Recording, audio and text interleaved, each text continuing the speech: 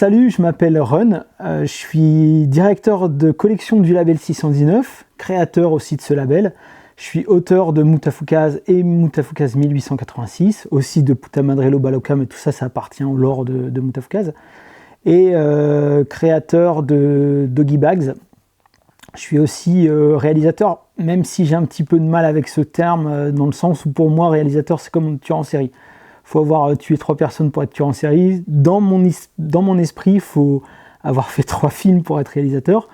Mais j'ai co-réalisé un film, donc l'adaptation du film Mutafoukaz avec Shojiro Nishimi.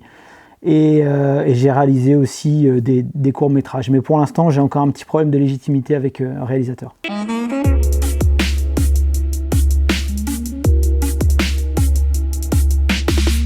Mutafoukaz commençait à arriver. Au tout début, j'avais pas de projet précis dans le sens où je bossais dans une boîte qui s'appelait Teamschman qui faisait du multimédia à l'époque. Mais je te parle de ça, c'était à l'époque de l'internet 48K, hein, donc c'était un autre monde. Et j'avais fait un site en ligne dans lequel je créais des personnages, un univers qui me paraissait cohérent.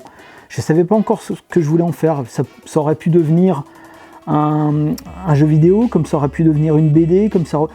Je posais les briques en fait d'un univers dont je ne savais absolument pas quoi faire. Et c'est au fur et à mesure que j'ai commencé à rencontrer des gens, donc au sein de cette entreprise, dont un mec qui s'appelait Yann qui faisait de la 3D. Et assez vite, on s'est dit, tu crois pas qu'il y aurait moyen de faire un petit court-métrage, un truc sympa en 3D, en même temps en mélangeant Flash. À l'époque, on bossait encore avec Flash. Et voilà, on s'est lancé dans l'aventure comme ça, c'est-à-dire que donc moi je bossais. Et en dehors de mes heures de boulot, avec ce mec, avec Yann, on a commencé à faire un trailer de ce que pourrait être éventuellement un film Mutafoukaz. Donc ça, c'était en 2003, et on a mis à peu près 5 mois pour le faire, et le truc avait tellement une patate et un truc différent que il a été sélectionné au Sundance Festival et dans plein de festivals de courts-métrages autour du monde. Pour nous, c'était hallucinant, parce que nous, on avait fait ça à la base pour s'amuser, quoi. Et puis j'ai senti vraiment qu'il y avait quelque chose par rapport à cet univers. Donc assez vite, j'ai compris aussi les contraintes liées au fait de faire quelque chose en animation. Donc très vite, je me suis dit, vas-y, je vais faire une bande dessinée. Au moins une bande dessinée, c'est un peu comme si tu avais les crédits illimités. Tu fais ce que tu veux, tu es seul face à ta feuille. T'as pas besoin de gérer des équipes, c'est pas tout un bazar financier à récupérer d'abord. Puis en plus j'avais entre-temps quitté Teamschman, donc voilà, je me suis dit je vais profiter entre guillemets de mes droits, hein, pour faire une bande dessinée. Donc au début, ce que je pensais être easy, tu vois, je me suis dit ce genre de projet en France ça n'existe pas, avec ce genre d'univers, etc., etc. Alors moi mes influences étaient très comics, très manga. Bizarrement en France je retrouvais pas ça, donc je me suis dit a priori les éditeurs ils vont être à fond, quoi. Monumentale erreur.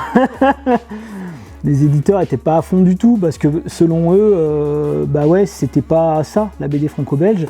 En plus, moi j'arrivais avec des exigences presque de taulier, c'est-à-dire que je disais ouais mais moi alors ma BD je l'ai pensée en 128 pages, pas du 48, c'est trop court. Et puis le format j'ai pensé qu'on pouvait faire ci, ça. Les mecs ils me disaient attends, Coco t'es gentil, t'as jamais fait de BD, nous c'est notre métier. Tu vas apprendre le métier, on va te mettre avec un scénariste et puis on va commencer en bas de l'échelle tranquillement et puis après on verra si tu fais tes preuves.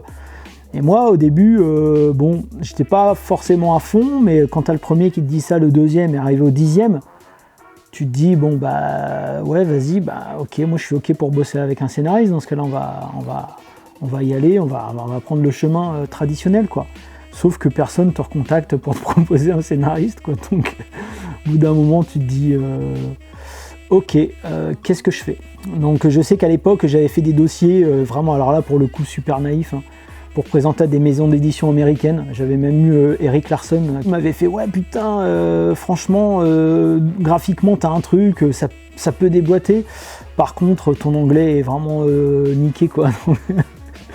Je me suis dit, bah, je sais pas, prenez-le, puis faites la trad. Mais en fait, à l'époque, j'avais pas compris que Image Comics, en fait, c'était pas ça le truc. C'était pas vraiment une maison d'édition. Ils récupéraient des auteurs. Le truc, il devait être, je veux dire, prêt à l'emploi, quoi, presque. Honnêtement, je me suis dit, à un moment donné, je suis arrivé trop tôt parce qu'après, une fois qu'on a sorti le tome 1 de Mutafoukaz, attends, parce que les mecs, ils regardaient et rien que les bulles noires, au début, Angelino pense, et il y avait des bulles noires, tu vois, et les mecs ils disaient non ça c'est pas possible, il faut que tu aies des bulles blanches, quoi, tu vois, donc je me dis ah ouais quand même, il y a quand même un gap assez phénoménal, et les mecs en plus me disaient tes personnages là, ton mec à la tête noire et ton mec ton crâne en feu, c'est tendu parce que les gens vont pas s'identifier à eux. Selon moi, c'était le contraire. Les gens vont s'identifier à eux parce que justement, ils sont en marge de tout le reste, quoi.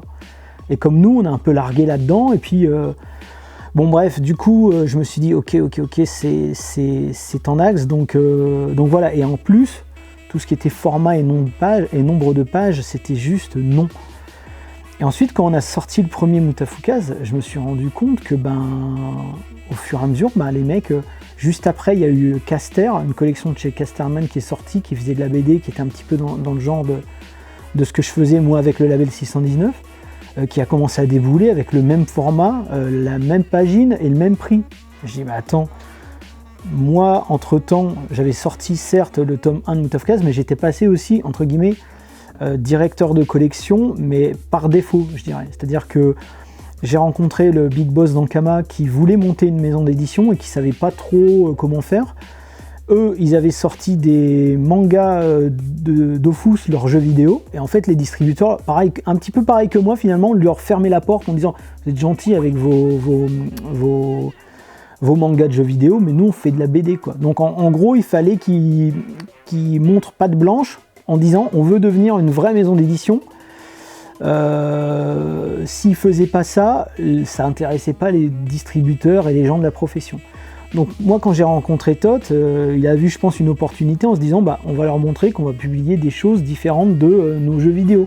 Et du coup voilà, donc moi je suis arrivé et Tot direct m'a dit si tu fais la BD avec nous, tu as entre guillemets carte blanche même pour développer une collection. Et c'est vrai qu'avec lui, tous les deux ont partagé cette même envie de faire bouger les lignes éditoriales parce qu'on trouvait que c'était complètement sclérosé au niveau de la BD franco-belge. Moi je me suis retrouvé de auteur à qui on fermait toutes les portes à directeur de collection d'une maison qui commençait, et puis moi j'ai posé mes bails, c'est-à-dire je le sens comme ça, Tot le sentait comme ça aussi, on a fait le truc et puis ensuite on a été copié.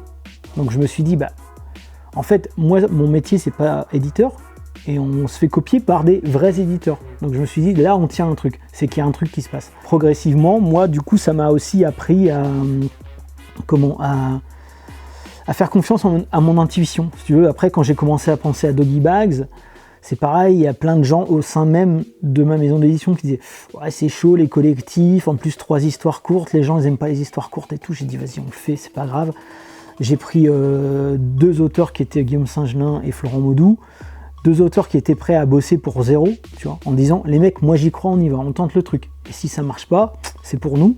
Si ça marche, c'est super, on lance le truc. Donc on a fait ça, on a bossé sans MG.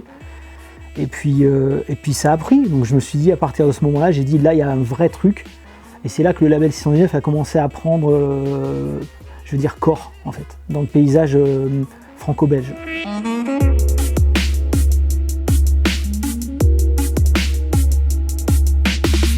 Il y a 15 ans, il y a Moutafoukaz qui est sorti, donc tu vois, c'est un beau bébé, hein, il y a 600 pages, tu vois, et encore il n'y a pas le tome 0 dedans. Et tome 0 qui est le préquel de l'univers Moutafoukaz qui se passe pendant la Seconde Guerre mondiale. Et donc la série mère Moutafoukaz, je l'ai sorti, donc le tome 1, je l'ai sorti il y a 15 ans, et finalement pour les 15 ans, même si je ne m'étais pas rendu compte du temps passé, j'ai eu l'envie avec Simon, qui est co-auteur sur le projet, de faire une revisite, une relecture de l'univers Moutafoukaz en 1886, à l'époque du Far West. Donc en vérité, l'idée elle est venue d'une blague. Honnêtement, c'était juste une blague le truc. On jouait à Red Dead Redemption online, tu vois. Et puis on a commencé à partir un peu en sucette, en mode ouais, t'imagines, ce serait trop marrant s'il pouvait y avoir Vince, Lino, ce serait marrant de faire un mode avec Vince et Lino. Puis de cette idée-là, on a commencé à se dire mais sérieux, ça pourrait le faire et tout. Et puis en fait, ce genre d'idée, t'en as 15 tu vois, à la journée, et puis le lendemain tu te réveilles, tu te dis bon vas-y, c'était nul. Mais là le problème c'est qu'à chaque fois qu'on se rebranchait sur Red Dead, on en reparlait. Et plus on en reparlait, plus ça prenait la consistance, au point qu'on s'est dit mais t'es chaud, tu serais chaud pour le faire, tu vois. Ouais, moi je suis chaud, mais vas-y, moi si t'es chaud, moi je suis chaud. Bon, bref. Et ce qui s'est passé, c'est que ça a duré comme ça, je veux dire, quelques mois. Et puis à un moment donné, il est arrivé avec des croquis. Je dis putain, vas-y, excellent. Je vois le petit Vince avec son poncho, je vois Angelino avec son chapeau. Et puis moi, entre-temps, j'avais quand même fait des associations de personnages. J'avais réussi à les adapter dans le contexte 1886. Bruce Maccabée, j'en avais fait un chasseur de primes. Les Hommes en Noir, j'en avais fait des chasseurs de primes. Donc juste l'idée de se dire putain, ce serait excellent, les chasseurs de primes sur leurs chevaux et tout. Bon, bref.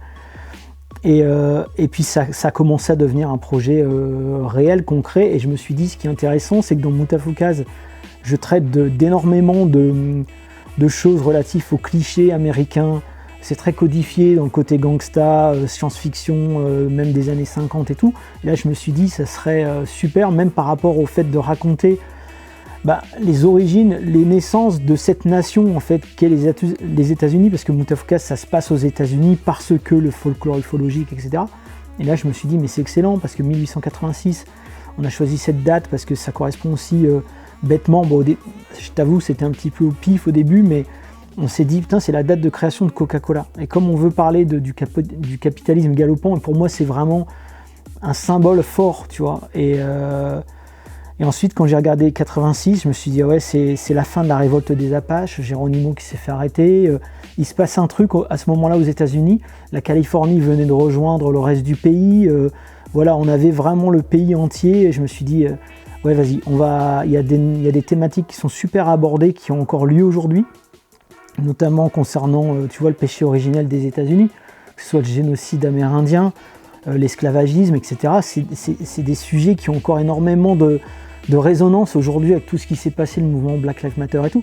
Donc on s'est dit, il y a moyen de faire un truc, une relecture fun, parce qu'attention, on n'est pas en train de faire, on fait pas de politique ou quoi, même si on dirait que toute œuvre est politique, mais en tout cas, nous ce qu'on veut faire, c'est renouer avec une forme de pop culture, on veut rester fun, mais en même temps avec, je dirais, des couches de propos relatifs à la naissance des États-Unis et de tout ce qui en découle aujourd'hui.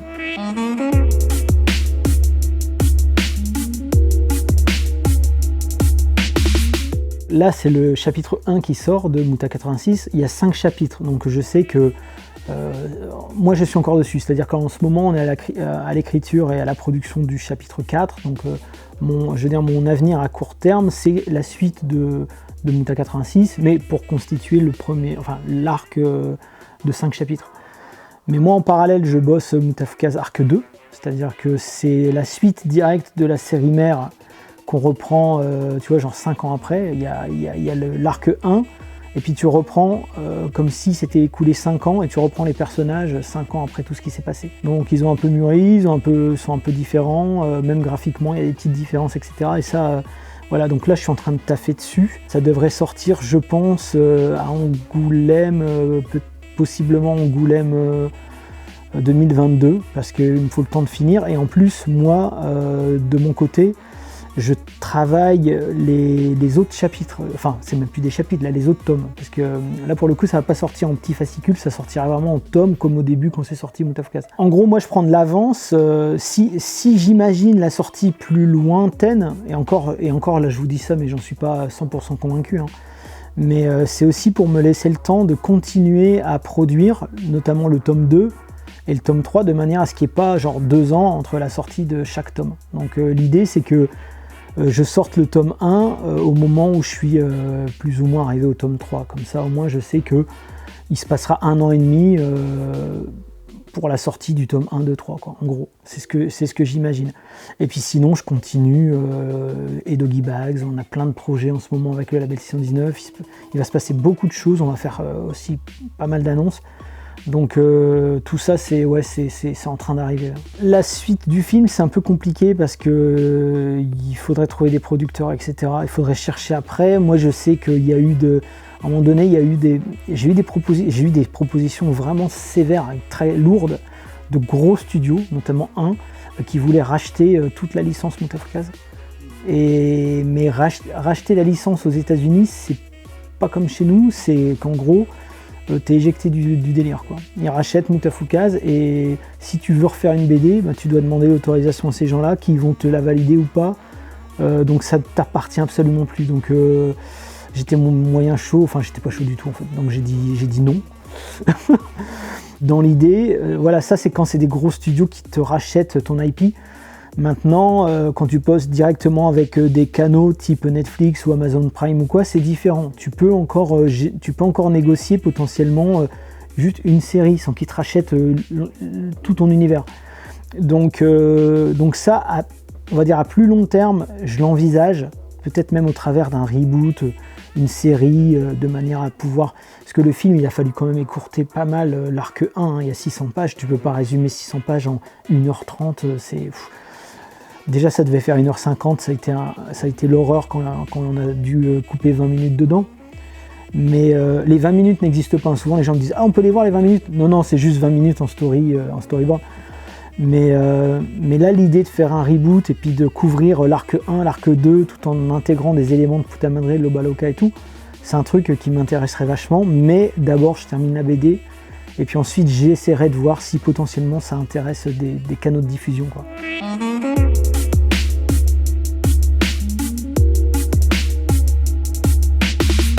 Je suis pas un expert en comics. Déjà, là, le taf sur mon taf d'auteur et mon taf de directeur de collection me prend tellement de temps que j'ai très peu de temps pour lire et des fois, je suis même largué dans ce qui sort, pour tout dire. Hein, voilà. Et moi, c'est vrai que j'ai découvert les comics vraiment tardivement quand j'étais ado, tout simplement parce que je viens de Cambrai et à Cambrai, il n'y avait rien. J'avais juste, quand j'étais petit, la bibliothèque de la SNCF où mon père travaillait et j'ai découvert... les Schtroumpfs, Astérix, Achille Talon, ces trucs-là. Et pour moi, le truc le plus vénère que je connaissais, c'était Scrameustache, tu vois. Et il y avait une BD aussi, je me rappelle, des gorilles. Et des fois, il y avait un peu de sang. Et je me disais, waouh! J'étais waouh! Et puis des fois, il y avait des gros mots, genre salopard, tu vois. Oh, putain, je cachais ça parce que je me dis, si ma mère elle tombe dessus, elle va me dire, arrête de prendre cette BD, quoi. Et du coup, je connaissais pas du tout les comics. Ensuite, quand j'ai grandi, mon voisin de gauche, là où j'habitais, il était expert en assurance et en fait il venait de faire un dégât des eaux dans une librairie et il était arrivé avec plein de BD moisis et là je découvre un monde, c'était des comics, je découvre Liberty de Frank Miller, je découvre The Dark Knight, je découvre Watchmen, j'ai lu toutes ces BD moisies, elles étaient moisies vraiment, hein, c'est-à-dire que j'avais la moitié de la page, elle était ok, et l'autre moitié, elle était champignonesque, quoi, tu vois. Et j'ai découvert ça, et là j'ai pris une claque, parce que je me suis dit, ok, ça c'est de la BD aussi, donc je renie pas les franco-belges, hein. Mais là j'ai pris une claque. Et ensuite je me suis intéressé à la BD, et c'est là que, à l'époque du Minitel, je cherchais des choses, et je suis tombé sur Dangereuse Vision. Rue de la Monnaie, et en plus je me disais, je comprenais même pas parce que je me disais mais c'est pas cher en plus, mais j'avais pas compris que c'était des floppies parce que j'étais même pas au courant du système américain si tu veux. Donc et un jour je sais que j'avais pris le train avec un pote, c'était vraiment l'excursion, on allait chez Dangereuse Vision et là on a découvert un monde, tu sais, j'imagine, je sais pas moi, c'est comme, j'ai déjà vu des vidéos où il y a des gens qui sont atteints de surdité dès la naissance et on leur met un truc et ils entendent un son, tu vois. Bah là c'était ça avec mes yeux. et ouais, là j'ai débloqué. Et du coup fatalement j'ai pas rattrapé mon retard, quoi. Mais pour moi, si j'avais un comics à conseiller, je dirais ces trois-là, ceux avec lesquels j'ai découvert les comics, c'est-à-dire Watchmen, The Dark Knight et Liberty.